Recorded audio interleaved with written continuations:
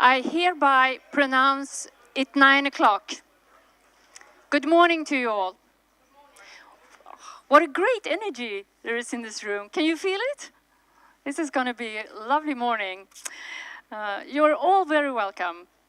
Today we're going to explore what is required in the 21st century in terms of skills and knowledge and how to achieve it.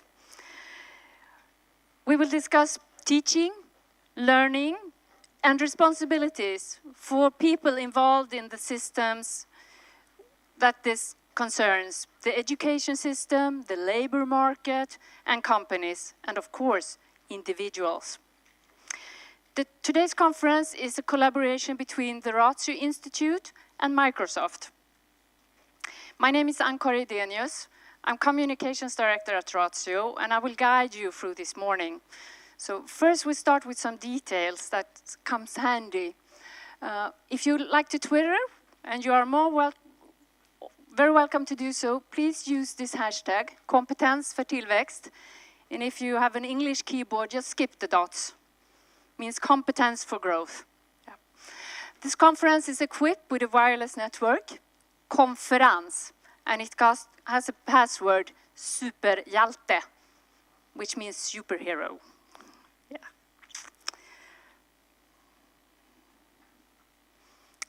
Yeah. Today's program is really intense, and I can promise you we're going to have a creative morning. You can see it behind me. I won't go through it in detail. We will have a short break at around 10:30, and we will finish with lunch at approximately 12 o'clock. There will be, I hope, a lot of voices in this room, not only from the stage, but also from the floor. But make sure you make yourself noticed. Don't be shy. And we will equip you with microphones. I had one more thing to say before we can get started, and as you already figured out, this conference will be bilingual. We have three very distinguished international guests that will speak in English. They will have headphones for translation so they can follow the discussion that then will take place in Swedish. So if you hear a small whisper in the room, that's our translator. We welcome questions from the audience, both in Swedish and English. No problem at all. By that, I think we're ready to start. First on stage is the CEO of Ratio, Nils Karlson. He will give a background of today's conference and also some news from the research project this conference is a part of. The floor is yours, Nils. I will open the presentation for you. Yep. Okay, let me welcome you all again to this conference. I think it's quite fantastic to see a crowd like this. What I shall try to do is to set the stage, to explain why we organized this conference. We had an informal dinner with our guests last night, and at that dinner I said that I think we're in a kind of formative movement concerning the educational systems in Sweden. And that not only goes for Sweden, I think it goes for many countries. Skills are essential for growth. And it's quite clear that human capital has perhaps never been as important as it is today. The opportunities to use knowledge available is better than ever, I would say. Learning opportunities increasingly available at any time, in any place, to anyone in new ways. There's a global world that is totally interconnected, and everyone here, and especially our kids and younger friends, live in this world. And skills for growth are decisive to attain competitive advantages for individuals in their own lives, but also for regions, for companies, and also for societies at large. And this is the background for a major research project headed by the Ratio Institute. We started this 18 months ago. There's a homepage, and I think there are around 20 reports already published, some in English, but mostly in Swedish, on anything from mismatching on the labor market to what competence really is, and an in-depth study of the higher educational system. This project is funded by governmental agencies, but also by all private employers' organizations in Sweden. So I think for the first time there's a real engagement from all sectors of the Swedish society in this project. As you can see on this slide, I haven't translated the name of all these agencies, but everyone is there basically. Labor unions, governmental agencies, employers' organizations. And they're all concerned about this problem. We have invested, doesn't matter which government, social democratic, non-social democratic government and so on, over the last 20 years in Sweden, heavily in education. Both on lower levels, but also massively on higher levels. But at the same time, all major sectors, and I'm talking about private sectors, but the same goes for public sectors, of course, says that the major hurdle to growth, the major reason we can't create more jobs, we can't create more wealth and so on, that's the lack of skills. We can't find the people we need to build our companies. And it's the same all over the business cycle. So on. And we know at the same time we have high levels of especially youth unemployment. We have large groups who live on welfare in Sweden. And this also goes for the rest of Europe, of course. So something fundamentally must be wrong here. That's the question we're trying to solve here today. So, are people overeducated but underskilled? This is a saying that the OECD, the European Union, and so on, also are focusing on. It's not only Sweden that is said to have this problem. Or are we miseducated, badly educated, and underskilled? Or are we both?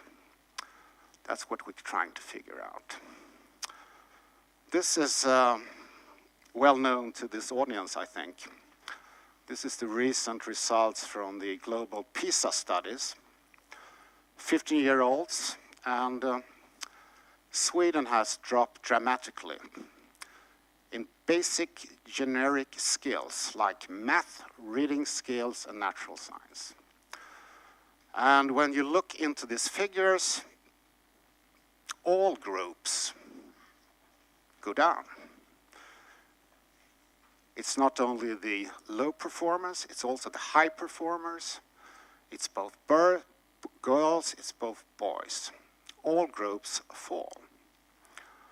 And this is a quite dramatic fall. So it's quite clear we have a problem of quality, miseducation within the system.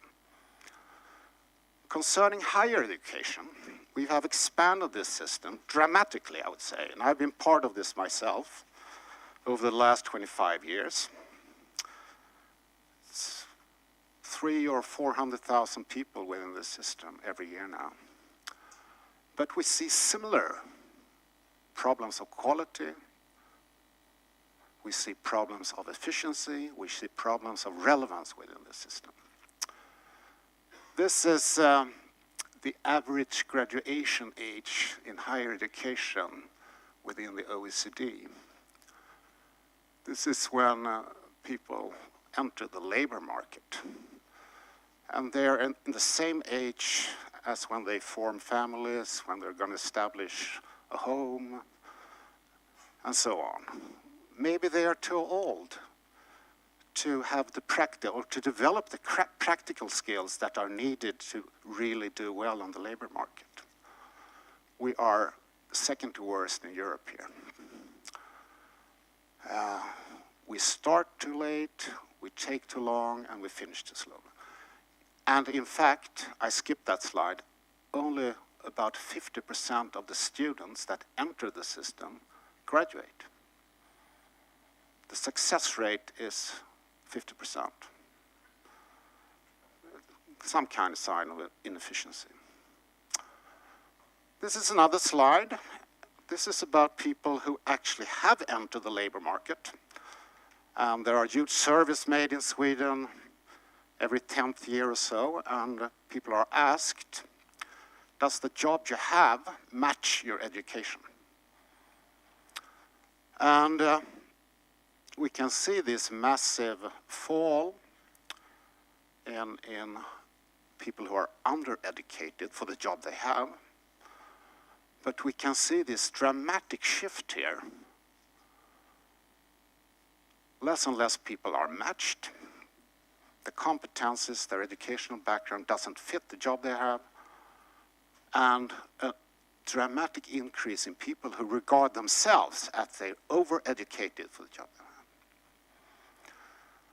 So this also shows that it's not only a problem of the educational system, it's also a problem of how labor markets are organized.